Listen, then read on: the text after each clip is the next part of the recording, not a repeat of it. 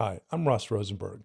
Welcome to my latest YouTube video and podcast. Today's video is on covert narcissism. It addresses the terrible potential that one of your parents is a covert narcissist. But before I begin, let me give you a little bit of background of what covert narcissism is. First of all, let's talk about personality disorders. In the DSM-5 and the ICD, the manuals that therapists, psychiatrists, doctors use to diagnose a person. And it is really important that we get the diagnosis right, because not only can we not understand that person without knowing the problem and how they're suffering and its impact on them and others, but we can't derive a treatment approach. We can't figure out how to help this person without a good diagnosis. This especially makes sense if you understand the importance of diagnosis with medical issues. You go to your doctor and you say, my shoulder hurts, which, by the way, it does. I have arthritis in my shoulder. And the doctor misdiagnoses it. And then the treatment you get doesn't help. And actually, in some cases, might make things worse. So the diagnosis for covert narcissism is really important. And it starts with this personality disorder category, which is about 11 disorders, don't quote me, but somewhere around there, that share the similarity that the person who has this disorder doesn't believe they have it. And if they do, they don't see a problem with it. A personality disorder is a set of psychological disorders, problems, mental health concerns that really talk about the whole personality, how someone is wired, what they are like, how they think, and their identity. It is not like the other mental health conditions that are concerns, issues, psychological disorders, anywhere from anxiety, depression, schizophrenia, bipolar. A personality disorder talks about a person as a whole and their worldview, because it describes a person's whole orientation and the way they think and the way they behave and how they are in relationship. It is hard for them to want to change because they see themselves as being normal. It is who they are. They generally do not experience cognitive dissonance, guilt, or shame, because many are okay. They're okay with who they are. They don't have any shame or guilt about their personality structure as a whole, generally speaking. So if someone is diagnosed with a personality disorder, say narcissistic personality disorder, borderline personality disorder, antisocial personality disorder, those are the three personality disorders I consider in my book, The Human Magnet Syndrome, The Codependency Revolution. I consider those pathological narcissism. Although they're very different, they all share a common narcissistic core. So if someone should have, let's say, narcissistic personality disorder, which is characterized by selfishness, grandiosity, believing that you're more important than other people, entitlement, believing that your needs are more important than others, and you feel justified by pursuing your own needs while blocking others from getting their needs met, or just not acknowledging it. They're selfish, they're self-centered, they're vain, they're self-obsessed, they're egocentric, which basically means the way they perceive themselves in the world at large is through the lens of how does it affect them. They tend to be opinionated, maybe charismatic, maybe overtly aggressive or assertive. Now, these traits just by themselves do not make you a pathological narcissist. All of these traits, as it comes together, especially if you're a therapist, psychotherapist,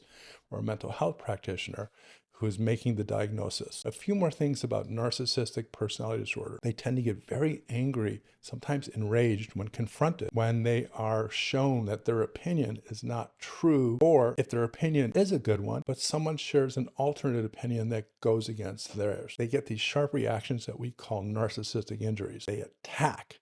They want to hurt.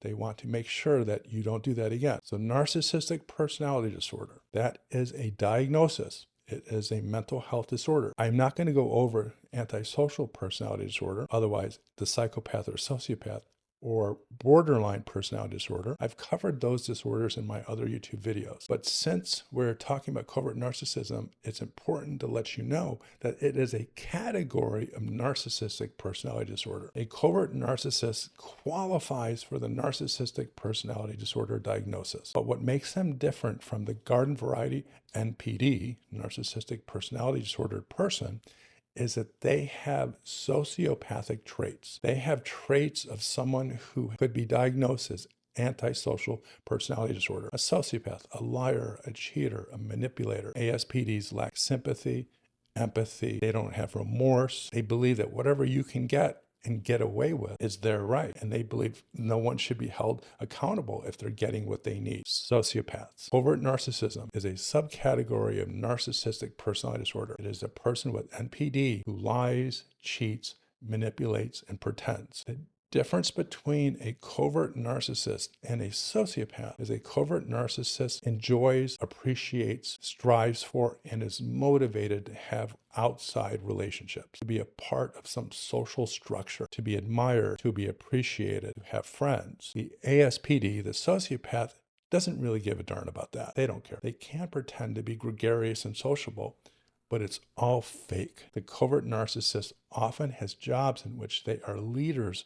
They are charismatic leaders, charismatic individuals that get the attention of others, who are influencers, who are experts, who are seen as wonderful people, important people, benevolent people. They need the narcissistic food, which is admiration, appreciation, esteem, respect. They are so hungry for that appetite never gets satiated.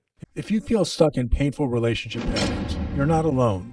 I've already helped thousands break free from what I call self-love deficit disorder, and how to finally choose self-love over the insanity you create for yourselves. Work with me.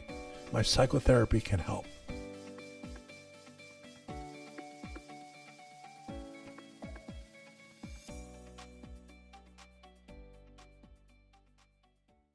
The covert narcissist is someone with narcissistic personality disorder who can lie, pretend to be someone other than they really are. This is why some of the most famous people that we know, whether they're psychotherapists, ministers, rabbis, teachers, community leaders, politicians, people who have these jobs who want to be the favorite, the best, the most famous, the most appreciated. They have this drive, this intense drive to be better than other people, to get praise and admiration and more money, prestige. They want it so badly that they will pretend to be someone that they are not. What is amazing, if you look from the outside in, is that people who are covert narcissists have complete false personalities. They're made up. Their emotion, their connection to others, their beliefs, their proposed ideology, it's all made up. It's all designed to get the most possible reinforcement, the most possible benefit, money, prestige. Covert narcissists are hungry. They are ravenous about getting this attention and fame. So if you are a victim of a covert narcissist, that means this person has this narcissistic personality disorder and they are sociopathic, which means you're not going to ever see them apologize for what they are doing, admit to what they are doing. They can never get there because they will lose everything. Everything the covert narcissist has built and worked hard for are lies, their manipulation, their deception, whether they are a well-known psychotherapist. And I'm going to tell you a story about a counselor in a high school that was the father of one of my clients. In fact, I'll tell you about it now. I'll never forget this. This was before I wrote my first book, The Human Magnet Syndrome. Back then, I was thinking about these ideas, these phenomenon that would eventually come together in my book. So this was a 17-year-old client who was referred to me because of his bad grades. He was getting in trouble, wasn't behaving, he wasn't following rules, he was being belligerent. He was more or less a problem child. In his high school, he was disruptive. So back then, I was a specialist with teenagers. I love working with teenagers. In fact, I wish I could work with more teenagers. But with the success of my book, The Human Magnet Syndrome, The Codependency Revolution, and other accomplishments, I've kind of moved myself more towards working with people who are codependent or self-love deficient, who are victims of narcissistic abuse. Back on subject here. So this client, we'll call him Robert. He hated his father. He despised his father. And he was very clear to me that his father would treat everyone with anger, vindictive rage. He would not be there for any time that the person wanted his help. He was never around. And for his responsibilities as a parent, he would pretend to be this loving, caring, well-meaning parent who soaks up feedback. But really in the background, he was a tyrant. He was verbally and emotionally abusive. He drank too much. He bordered on alcoholism. He was emotionally and verbally and physically abusive to his mom. There was domestic violence. So this kid whose father is this covert narcissist is a very, very nasty man. And usually when someone explains to me their relationship with a covert narcissist, it always has the same theme about how bad they are, how despicable they are. But yet, on the outside, they are loved, they are celebrated. And in the case of this boy, his dad was a counselor in his high school, and he was a favorite of all the counselors. People loved having this guy as his counselor. They raved about him. And these kids who knew my client, they'd come up to him and say, "Man, your dad is awesome." And they would just go on and on about how wonderful he was. But this kid, he knew that he couldn't tell the truth, because if he told the truth, there would be hell to pay when he would get back home. I did a few videos on this subject, is do not out your covert narcissist. If you out them, if you confront them, if you call them to task, or you uncover them, they will do anything and everything to crush you, to hurt you, to turn it around, to make you look like the terrible, horrible person and them the victim. You can't win when you do that. So this kid intuitively knew this, that he could not tell other people about the truth of his father, because the consequences of that would be tremendous. Hard to imagine, because you got to consider he already is a victim of this guy's abuse and neglect, manipulation, gaslighting, and he's got a mom who's just broken down because of his dad. So he would talk to me and he would say, I don't know what to do, because I hate my dad, and my dad at school is not real. It's all make-believe. So I thought to myself, well, I need to do a video on what happens if your mother or your father is a covert narcissist. I mean, that has to be worse than any type of relationship to be in with a covert narcissist, because when you are young, you are dependent on them, and they are all powerful. And with covert narcissism and having that sociopathy, they will punish you, hurt you in ways that will devastate your life if you out them in public, because only the people in the background, behind the scenes, know who they are. And if you should try to out this covert narcissist parent, and you should affect their reputation, their job, their relationships, they will do anything to destroy you, even if you are their child.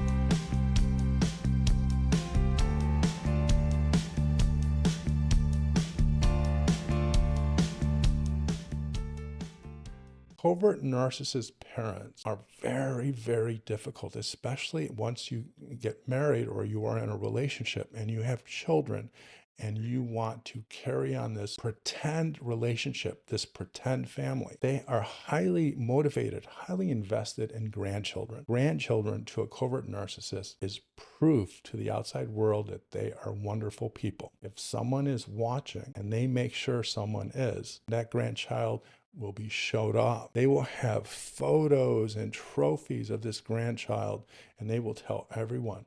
And they will tell stories about how much they love this grandchild and how much this child, this teenager, means to them. In reality, they don't care. In most cases, they're not even involved that much with this kid. It's pretend. Because it makes them look like this warm, loving person, it helps that covert narcissistic appetite that gives them something that's good, whether it's recognition, fame, understanding. It puts them on this level where people put them on a pedestal. So if you're a teenager and one of your parents is a covert narcissist, it's going to be a really rough ride. You're going to experience some horrible attachment trauma. And hopefully you can find a person like this kid found me, or once you get old enough and you could get your own therapy or afford your own therapy, you can start working on it, because they will tear your soul up. To see a person love others and take care of others and be so sweet and kind, and then in the background, they don't give a darn. They are cold,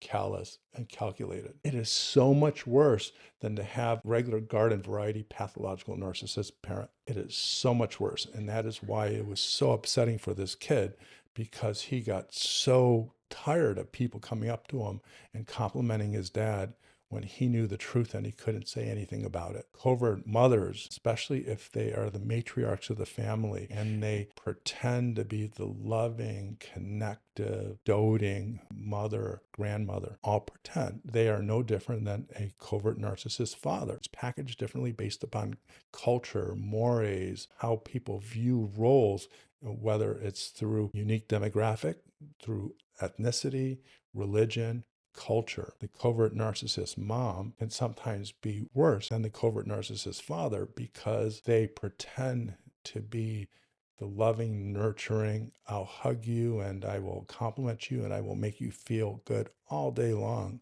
type of person. Because of the unfair double standard that we have, men aren't supposed to be emotional as much or have the same level of relational understanding or emotional IQ. Well, they don't pull off the sweet, loving, giving, supportive covert narcissist as much as the female or mother version. If you are an adult and one of your parents is a covert narcissist, get help, because you have to figure out what you want to do with that, because you shouldn't live the rest of your life tortured by the difference, the stark, unbelievable difference between who they seem to be and who they really are. You are probably feeling trapped.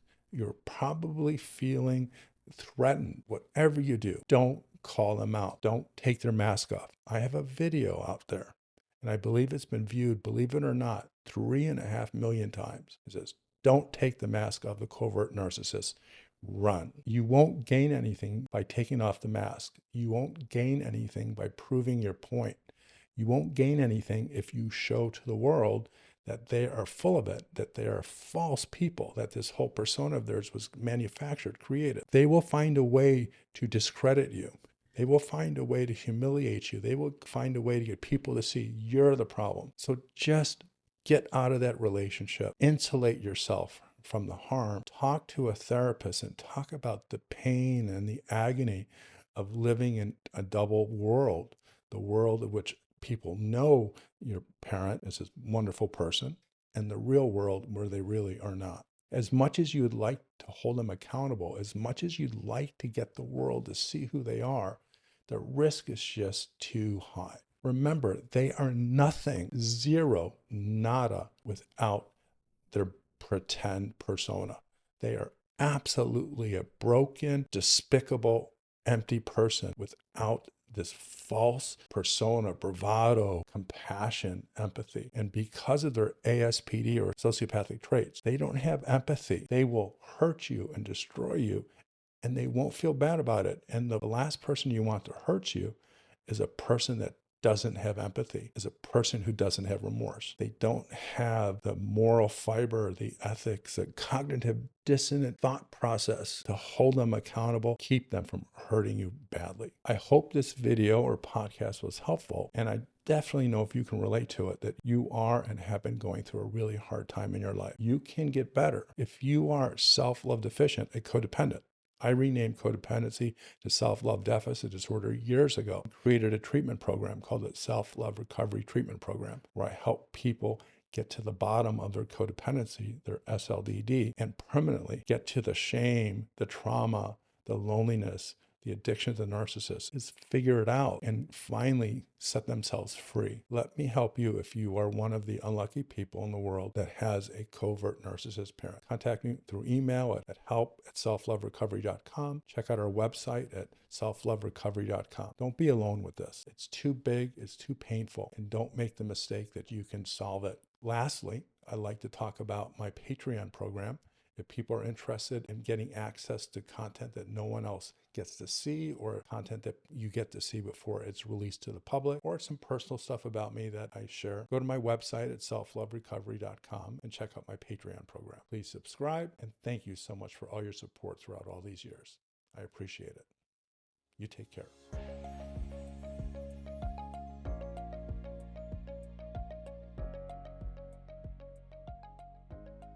If you feel stuck in painful relationship patterns, you're not alone.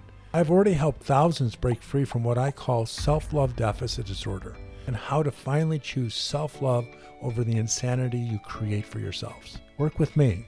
My psychotherapy can help.